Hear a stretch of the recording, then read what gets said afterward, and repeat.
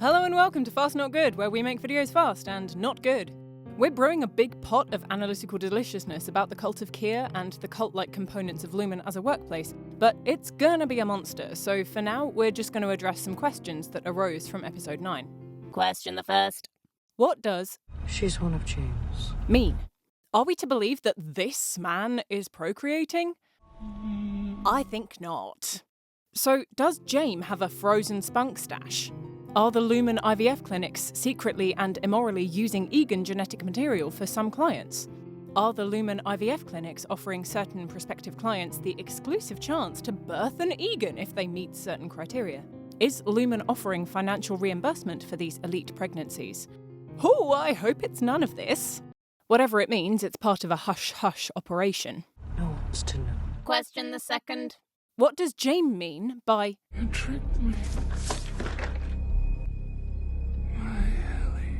man's bananas? Like, he could be interacting with Helly for the first time since the gala, and that's where the trickery lies? He hasn't spoken to Helly since the onstage calamity, and he's belatedly confronting her for bamboozling him in their little chat in the bathroom. This is a moment, and the possessive my is surprising. Acknowledging Helena's innie self as his. Weird. Maybe all employees are his, in as much as everyone is an underling to Big Daddy CEO Jame. They're all kind of his property. Jame doesn't seem to separate innies and outies as completely as many other characters. Like, in Season 2, Episode 2, he berates Helena for Helly's actions. Fetid muppet. He seems to perceive innies and outies as unrealistically unified. Odd. He doesn't seem to grasp what the chips actually do. Almost like he didn't invent them. And he looks so wrong on the severed floor in human form. Maybe he rocked up hoping to bear witness to the momentous day, the completion of Cold Harbour. Maybe the Cold Harbour completion directly affects him in some other way, and he's spurring up for a revolving, and is cross at having made the effort to visit, but it's not ready yet. I hate this so much, and if Gemma ends up being some sort of consciousness host for Jame Eagan, I will be profoundly disappointed in Dan. Hopefully, the revolving thing is simpler and less sci-fi than a lot of theories are stipulating. Hopefully, it's just a passing of the CEO mantle. But Helena is yet to prove herself as a worthy figurehead, and Jame is tired, look at him. And for whatever reason, he can't give up his position until Cold Harbour is done, and yeah, I guess we'll see what the finale brings. Question the third. What does Cobel mean by And if you've completed it, well,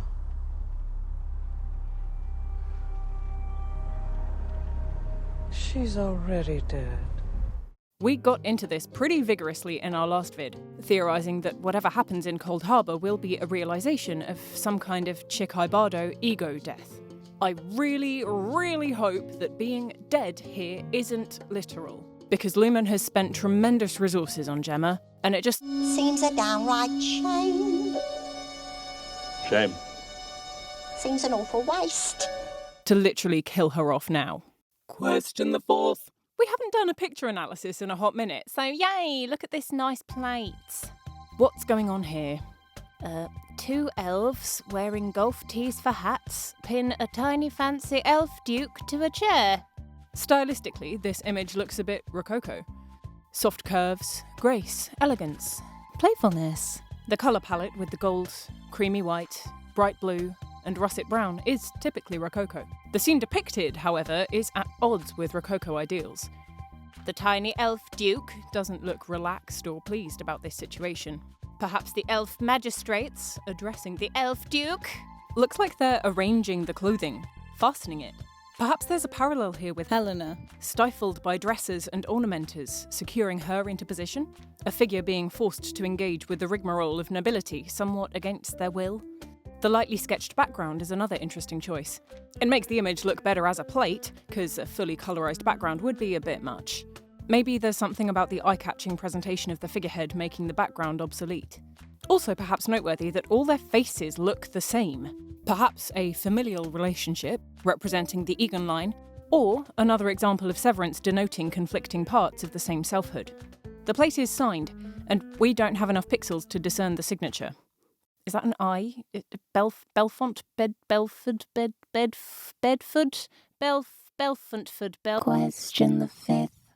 Dan says, Innie Mark and Outie Mark, what we've never had between them is an actual conversation. So that's what we leave episode 9 with, is the promise of that long-awaited final meeting where they're actually going to speak to each other. I know we'll see this played out really soon, but what does Dan mean by this? Will Harmony function as a medium? Maybe Innie Mark will talk to Harmony and Outie Mark will talk to Devon? Does Cobel have a secret switch and she's going to keep flipping Mark into personality whiplash as he becomes his own conversational partner, Jekyll and Hyde style?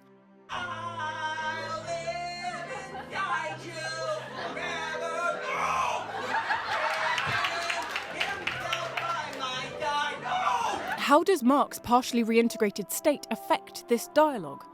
Will this smooth his reintegration, as both parts of the divided self are called upon for dialogue, or will it compromise it and cause a system overload? It's over now. It's time to die. No, not I, only you.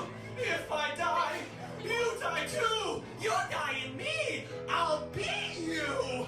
Is Harmony on a sabotage mission, or have her allegiances really changed? We're allies now. Big suspicious. Question the 6th. What nefarious circle is the show entering now that the one totally innocent character has been dispatched to the great elsewhere? And where is the extended cut of the episode? Where's our 5 solid hours accompanying Irving and Radar on the full train journey? Where's Irving doing some crosswords, or Sudokus, or reading, casting affectionate glances towards Radar, as Radar gazes softly out at the lovely scenery? Come on, Dan. Come on, Ben. We want it. Question the 7th. Alright, we'll be in the cabin for a sec. So, who have we got in the background here? Is this another mannequin? Another double? Is this a Myrtle figure? A Leonora figure? I hope it's someone we know, or know of. Like, at this point in the plot, I'd appreciate a connective revelation more than a new introduction. And what's this gaping maw on the ceiling? A pleasant interior lampshade featuring jagged fangs? Why is Harmony wearing an outfit that's so close to the Myrtle Eagan School for Girls uniform?